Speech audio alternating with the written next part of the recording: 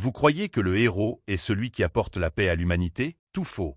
C'est en fait le tyran le plus brutal de l'histoire. Bill Bark, un forgeron talentueux, a passé toute sa jeunesse à forger l'épée sainte pour son meilleur ami. Tout ça pour être remercié par une trahison cruelle, se faire trancher le bras par cette même lame, et voir la femme qu'il aimait être transformée en une abomination magique. Mais revenant des abysses du désespoir, Bill est de retour avec un bras mécanique mortel et des yeux capables de percer à jour chaque faiblesse. À quel point le périple sera-t-il intense pour ce forgeron inutile, déterminé à écraser l'empire de ce faux héros à coups de marteau? Reprenons tout de suite l'histoire là où on l'avait laissée, avec le chapitre 8. L'armée révolutionnaire ne tient plus qu'à un fil. Une silhouette sombre et massive domine un soldat tombé au combat, tandis que les autres sont laissés stupéfaits par sa puissance. La commandante observe la scène, le visage marqué par l'inquiétude. Elle remarque la carrure massive de l'ennemi et son énorme arme brutale. Ses craintes se confirment lorsqu'elle identifie l'homme. C'est Kazim, l'infâme bras droit du tyran Zahir, un homme connu pour sa puissance écrasante. La commandante réalise qu'une confrontation directe serait un suicide. Leurs forces actuelles seraient complètement anéanties. En bas, ces soldats se font déjà massacrer. Mais le désespoir se transforme rapidement en résolution. Une lueur de détermination apparaît dans ses yeux alors qu'elle pense « mais il y a un moyen ». Elle aboie immédiatement un ordre à ses troupes « dispersez-vous à gauche et à droite ». Formation de flanc. Ces soldats, faisant confiance à leur chef, réagissent instantanément. Les soldats chargent, se séparant en deux groupes pour exécuter la manœuvre de flanc, soulevant la poussière dans leur course. La bataille s'intensifie alors que les soldats grouillent sur les flancs de Kazim, tentant de le submerger par le nombre. La stratégie de la commandante devient claire. En faisant attaquer ses troupes sur les côtés, elle vise à détourner le champ de vision de Kazim et à focaliser toute son attention sur eux. Et dans cette brève ouverture, elle passe à l'action. Elle bondit haut dans les airs, utilisant un soldat tombé comme tremplin, visant un Kazim distrait. S'élançant dans les airs, elle se prépare à frapper, mais le boucher riposte avec un puissant coup de massue, la repoussant et brisant sa dague. Elle porte un coup superficiel, non pas pour faire des dégâts, mais pour créer l'ouverture finale. Avec un regard féroce, elle hurle « Maintenant !» La perspective s'éloigne, montrant que la commandante a créé une distance entre elle et le colosse Kazim. Son signal a été reçu. La scène se concentre sur Bill, qui était en embuscade. Il lève le bras, un dispositif brillant d'une énergie ardente et intense. Il est prêt à déchaîner sa nouvelle arme. La scène revient en flashback dans un atelier. Bill parle à un maître artisan, posant une question qui le taraude. « Quand vous fabriquez des munitions explosives, demande Bill, pourquoi ne les imprégnez-vous pas de mana ?» L'homme à côté de lui, un ingénieur chevronné, écoute attentivement. Bhaskar, le capitaine des ingénieurs d'artillerie, explique le problème. La poudre explosive est trop fine et sensible.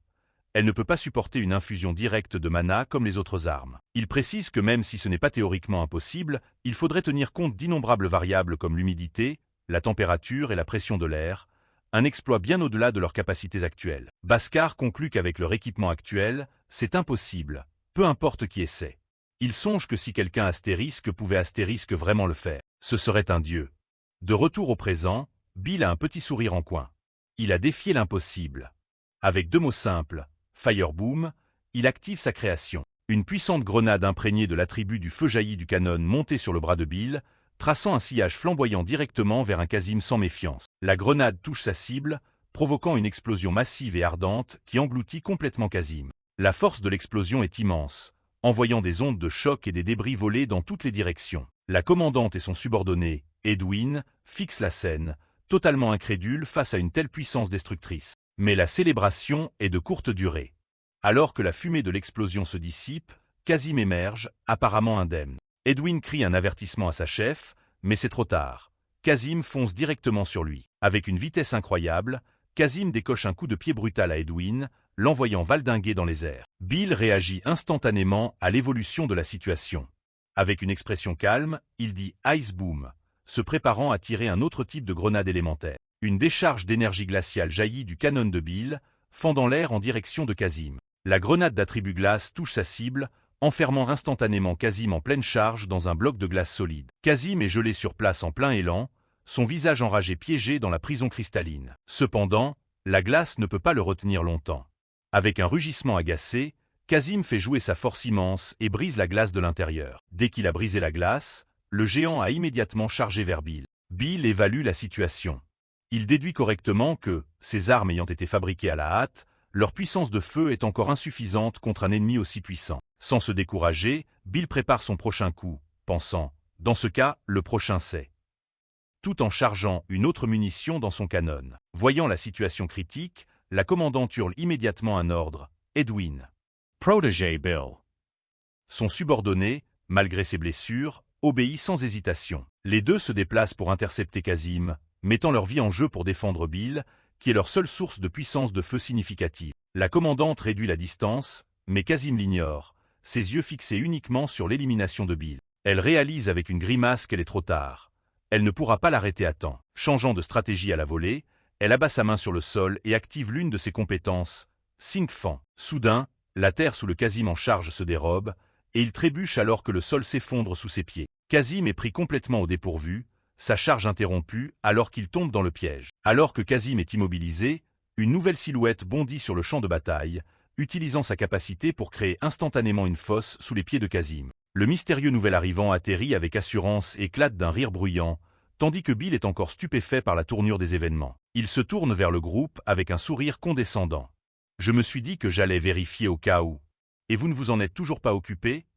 demande-t-il d'un ton moqueur. C'est Draco. Avec une petite créature nommée Mog sur son épaule, il s'avance, plein d'arrogance. Le petit nouveau très attendu, « Mon cul ouette à rien de spécial toi », raille-t-il. Les autres sont soulagés par son arrivée opportune, l'appelant le « génie dorien ». La commandante, cependant, lui lance un avertissement sévère. « Ne baisse pas ta garde, Draco. Tu affrontes Kazim, une menace majeure. » Le nom traverse enfin l'arrogance de Draco. « Quoi? Kazim ?» répète-t-il, choqué. Il précise « Kazim, le bras droit de Zahir. Le capitaine des chevaliers. » Son Choc se transforma instantaneamente en joie maniaque. J'ai attrapé un gros bonnet comme ça. Wahahaha. La pensée de la gloire qu'il recevra le remplit d'un rire extatique, et son compagnon Mog se joint à lui.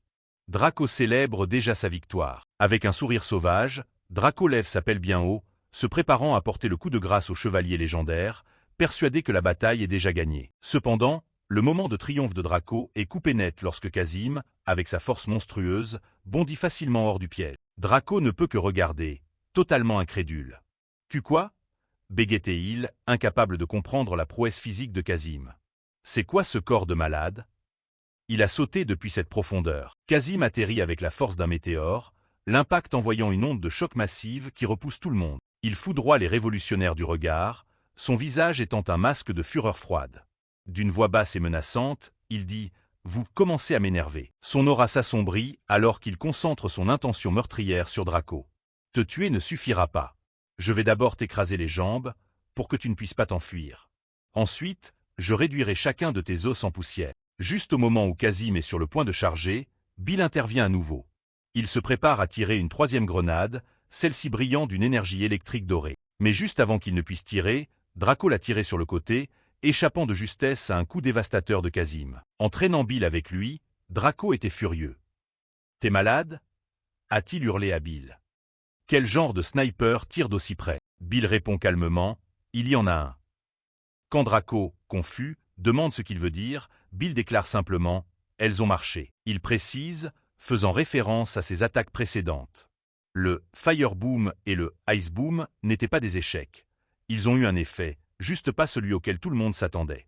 Ils ont fonctionné. Draco est toujours complètement déconcerté par l'explication cryptique de Bill. « De quoi tu parles ?»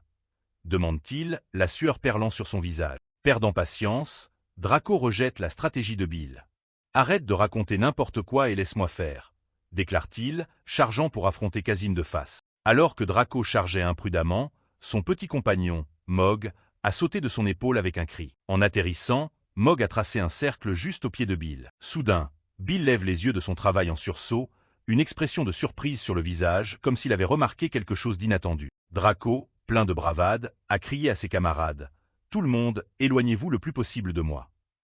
Il avait l'intention de se faire le monstre Kazim en solo. Le monstre regardait avec incrédulité, remettant en question la santé mentale du morveux. « Ça ne suffirait pas même si vous attaquiez tous ensemble, et tu comptes me combattre en un contre un. » Kazim, amusé par l'arrogance du garçon, charge. « Tu es trop jeune pour connaître tes limites. » rugit-il. Draco sourit, totalement imperturbable. « Un seul suffit, dit-il, faisant tourner sa pelle pour préparer son attaque ultime. Il abat la pelle dans le sol de toutes ses forces, canalisant son énergie dans la terre. Ses yeux brillent de puissance alors qu'il déclenche son coup signature, une version bien plus puissante du piège précédent de la commandante, Elpit. Le sol sous Kazim a éclaté violemment. Un gouffre immense s'est ouvert, et alors que le grand pilier de pierre sur lequel Draco se tenait restait intact, le chevalier a chuté dans l'abîme avant même de réaliser ce qui se passait. Kazim s'est retrouvé à tomber sans fin. En levant les yeux, il a vu Draco obscurci par une lumière aveuglante. Enragé, Kazim a hurlé. Encore des tours minables et chiants. Je vais juste remonter tout de suite. Son visage marqué par une irritation claire. Draco n'a pas fini. Il manipule la terre à nouveau, faisant bouillonner et se sceller les parois de la fosse, piégeant Kazim complètement. La terre se stabilise enfin après l'attaque massive de Draco, laissant un nuage de poussière dans son sillage. Draco halète, épuisé mais exalté. Essuyant la sueur de son front, il dit avec un sourire triomphant « Ouf, ça a marché ». Il regarde autour de lui, satisfait de voir que le reste des soldats a réussi à se replier en sécurité. Bien, tout le monde a battu en retraite. Pense-t-il. Maintenant je devrais me grouiller aussi, décide-t-il, se tournant pour s'échapper à son tour. Mais il s'arrête net, confus. Il aperçoit Bill, toujours debout seul au milieu du champ de bataille, ne faisant aucun geste pour partir. Draco lui crie dessus de loin, agacé. « Ah, qu'est-ce que tu fous là ? Je me suis donné du mal pour te creuser un tunnel de secours. » Il devient plus pressant, hurlant. « Pas le temps, replie-toi maintenant. Cette terre a été faite avec de la magie, donc elle va bientôt disparaître. » Draco a continué de hurler. Hé, tu m'entends ? On doit y aller. Mais Bill restait immobile, répondant calmement. « Je t'entends. » Bill lève les yeux, l'air sombre. « C'est vrai, » dit-il, confirmant qu'il comprend le danger. Il annonce alors la mauvaise nouvelle, regardant vers le chemin que Draco avait créé. Ça a déjà disparu. Draco ne peut que crier « Quoi ?» En réponse, des profondeurs de la fosse, un rugissement furieux résonne. « Je vais vous buter, sale taupe !» À l'horreur de Draco, Kazim est en train de grimper, son corps maintenant enveloppé d'une aura bleue sinistre et pulsante. Il n'est pas seulement vivant, il est plus puissant. Voyant le Kazim renforcé émerger, Bill agit vite, attrapant un Draco stupéfait. « Mag ! Vite, la voie de secours !» hurle Draco, ne comprenant toujours pas que leur sortie a disparu. Draco crie « Hé, le nouveau ! Qu'est-ce que tu fous, on doit courir !» Mais Bill ne court pas. Ses yeux commencent à briller d'une lumière bleue éclatante, activant sa capacité unique de vision du mana. Pour la vue améliorée de Bill, Kazim n'est plus juste un homme en armure. Il est un vortex tourbillonnant d'énergie brute et chaotique, un être d'une puissance immense. Avec ses yeux brillants, Bill se concentre intensément, analysant les flux d'énergie et les mouvements de Kazim comme personne d'autre ne le peut. Il suit la signature de l'énergie de Kazim alors que le chevalier bondit de la fosse en hurlant « Je vais te tuer ». Bill voit chaque mouvement de son adversaire avant qu'il ne se produise. Alors que Kazim plonge vers eux avec une intention meurtrière, Bill déclenche froidement son arme ultime du jour, Thunderboom. L'un des autres soldats ne peut que regarder, le visage masqué par le choc et la crainte face aux événements qui se déroulent. La décharge concentrée de foudre frappe Kazim en plein dans la poitrine, la force immense stoppant son attaque et l'envoyant valdinguer du côté de la falaise. Alors qu'il tombe dans les ténèbres du ravin en contrebas, Kazim regarde avec incrédulité le trou béant creusé dans son plastron. Sa dernière parole est un simple et confus « Hein ». La bataille fait rage alors que le commandeur Kazim est pris au dépourvu par un coup direct à la poitrine, laissant échapper un « 1 ». Surpris, Kazim trébuche en arrière sous la force du coup. Juste au moment où il semble sur le point de tomber, il prend immédiatement appui contre la paroi de la falaise. Puis, instantanément, il a bondi haut dans les airs avec un saut puissant, balançant sa massue alors qu'il se préparait à frapper Bill. Avant qu'il ne puisse réagir, les yeux de Bill s'écarquillèrent de pure surprise face aux capacités de la brute. Il rugit « Je vais te réduire en poussière », puis se jette en avant, déclenchant une attaque puissante visant directement Bill. Son coup ne frappe que l'air, l'impact créant des ondes de choc qui secouent l'atmosphère. Il se figea, déconcerté par ce raté. En regardant vers le bas, il réalisa qu'une fosse était apparue juste là où Bill se tenait. Kazim tremblait, consumé par une rage aveugle, avant de laisser échapper un grognement guttural. GGGH. Pendant ce temps, le compagnon aux cheveux rouges de Bill, venant juste de le sauver du coup, a couru vers lui en se plaignant. Draco hurlait frénétiquement. T'es malade? Pourquoi faut toujours que tu frimes? Tandis que Bill l'ignorait, Draco continuait, lui disant d'arrêter de faire n'importe quoi et de se replier pour se regrouper, insistant sur le fait qu'il n'avait aucune chance à leur niveau actuel. Un plan se forme déjà dans l'esprit de Bill. Ils se dit qu'ils doivent augmenter la réserve totale de pierres de mana. Il continue de élaborer sa stratégie, prévoyant d'utiliser du sang de troll comme catalyseur et un petit liant de mana pour compresser le mana, augmentant massivement sa densité de libération. De retour sur la scène, Kazim jette sa tête en arrière et rugit de fureur, balançant sa massue sauvagement en hurlant. « Sortez !» Sales Batards de Taupes. Bill et Draco s'échappent, courant dans l'obscurité. Bill sait qu'aujourd'hui n'a pas suffi, mais il fait une promesse pour leur prochaine rencontre. Avec un regard d'une détermination intense, Bill termine son vœu. La prochaine fois qu'ils se rencontreront, il va définitivement l'attraper. Plus tard, à leur base, le capitaine de la Résistance reconnaît leurs efforts, disant « Vous avez bien travaillé la dernière fois ». Le groupe se rassemble autour d'une carte. Le capitaine raconte la bataille, notant que l'apparition soudaine de Kazim a causé de vilaines pertes, mais qu'ils ont réussi à éviter l'anéantissement total. Le capitaine remercie Draco et Bill. Draco passe son bras autour de Bill de manière enjouée, qui se contente de ricaner, clairement peu impressionné par les éloges. À l'endroit au but, Bill regarde le capitaine et demande « Alors, c'est quoi le prochain plan ?» Le capitaine sourit, disant à Bill de ne pas être si impatient car il était justement sur le point d'expliquer. Il désigne ensuite la carte, introduisant la première partie du plan, l'unité de reconnaissance de l'ombre. Le capitaine explique qu'ils n'ont pas besoin de beaucoup de troupes. Le véritable objectif est d'instiller la peur chez l'ennemi en le rendant incapable de prédire quand ou il sera frappé. Il place une pièce de jeu sur la carte, détaillant la première étape. D'abord, on frappe une fois dans la forêt de l'Est. Pendant qu'il parle, une image de leur force tendant une embuscade aux soldats ennemis dans la forêt sombre apparaît, montrant le chaos de l'attaque planifiée. Il place ensuite une deuxième pièce sur la carte. Ensuite, on attaque par le nord, déclare-t-il, soulignant la phase suivante de l'assaut coordonné. La narration est accompagnée d'une image brutale. Un soldat hurle alors qu'il est abattu, son corps s'effondrant au sol, témoignant du chaos des frappes de guérilla planifiées. Le capitaine continue, révélant une partie cruciale de l'opération psychologique, et on laisse un soldat s'échapper exprès.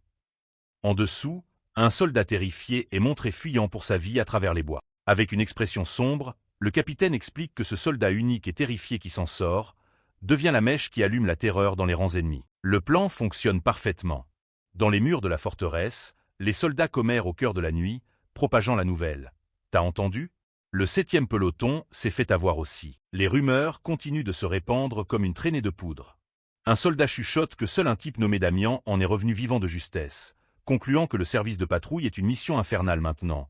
Tout ça à cause de ces maudites taupes. Alors que la peur se propage, tout le monde commence à esquiver le service de patrouille.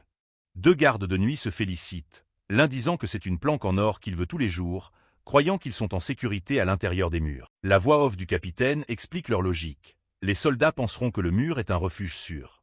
Sur les remparts, un garde bâille, se plaignant d'être mort de fatigue et se demandant quand la relève va arriver. Soudain, les gardes sur le mur tombent dans une embuscade et sont rapidement abattus par des silhouettes sombres, leur complaisance brisée en un instant. C'est le signal. La narration déclare, c'est là que l'unité d'assaut souterraine bouge. Draco apparaît avec un sourire confiant, les bras croisés, prêt à l'action. Les soldats à la surface sont plongés dans le chaos, sentant les vibrations venant d'en bas.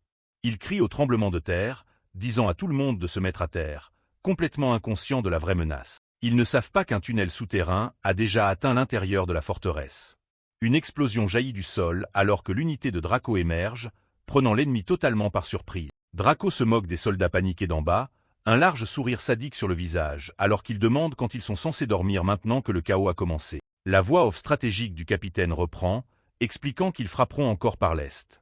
Le visuel montre une autre embuscade réussie, un soldat criant alors qu'il est tué dans l'obscurité. Il continue le plan implacable, plaçant une autre pièce sur la carte, et on frappe encore par le sud. En dessous, le corps d'un autre soldat tombe et gît sur le sol. Les attaques incessantes et invisibles commencent à faire des ravages.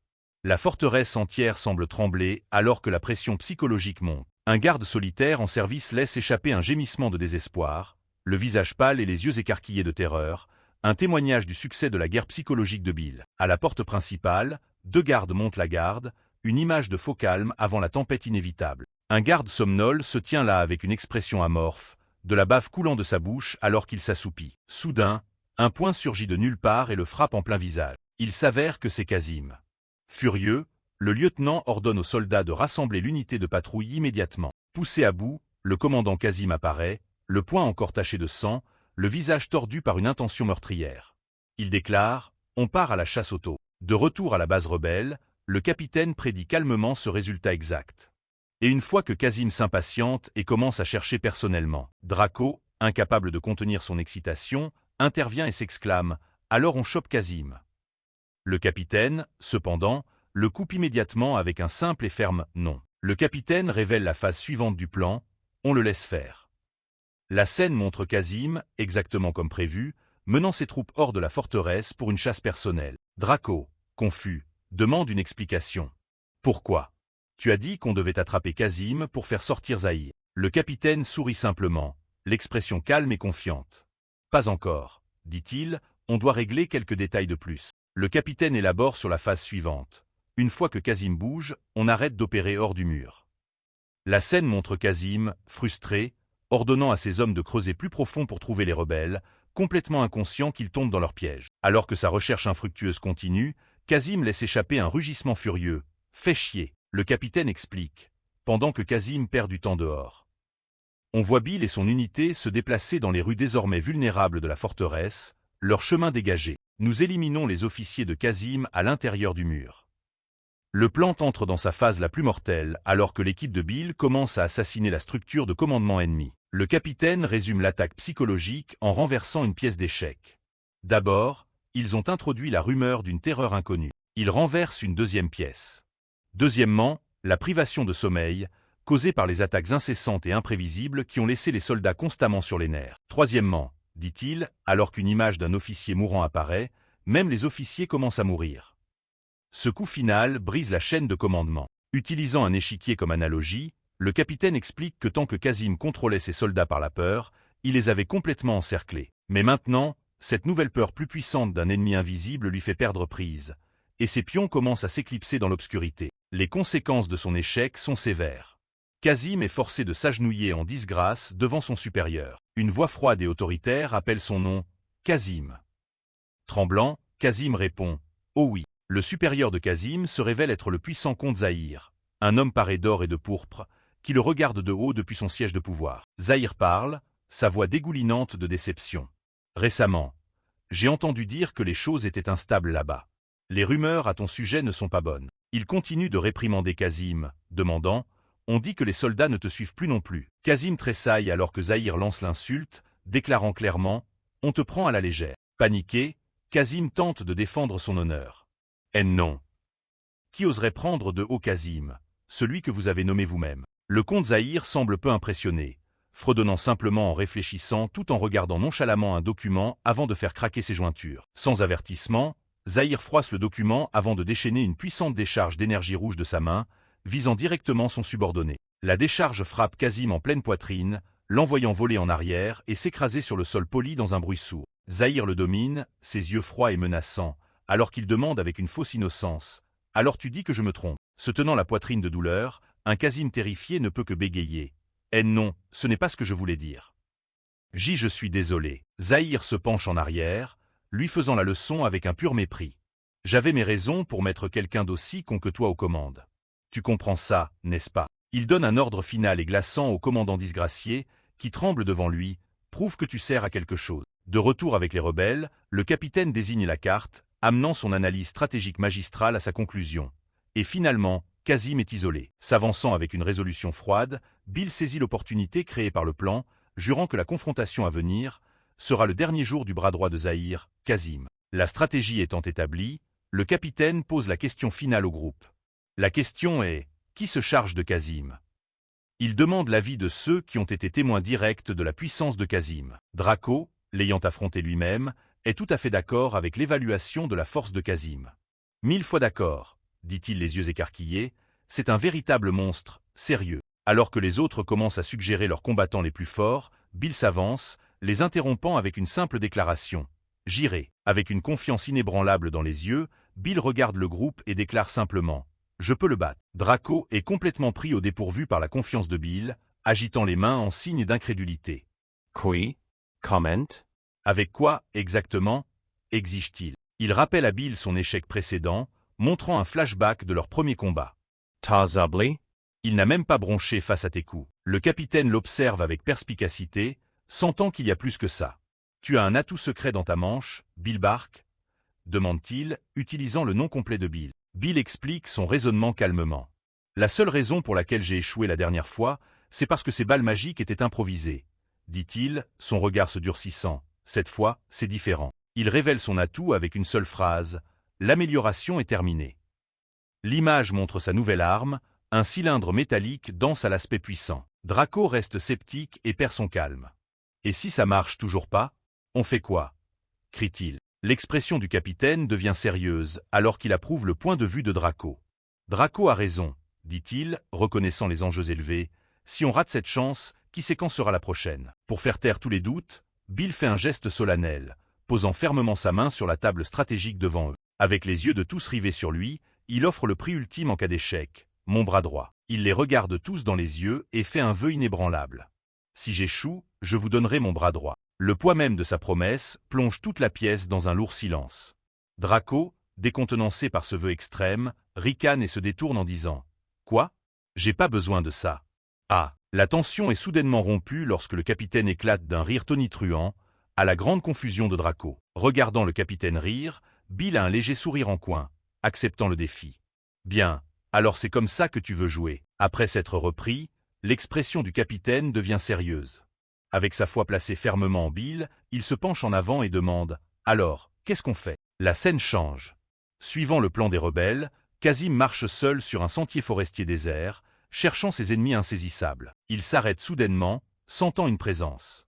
Debout devant lui dans la clairière se trouvent les deux silhouettes qu'il traquait. Le visage de Kazim se tord de rage alors qu'il les reconnaît. « Eh bien, regardez-moi ça !»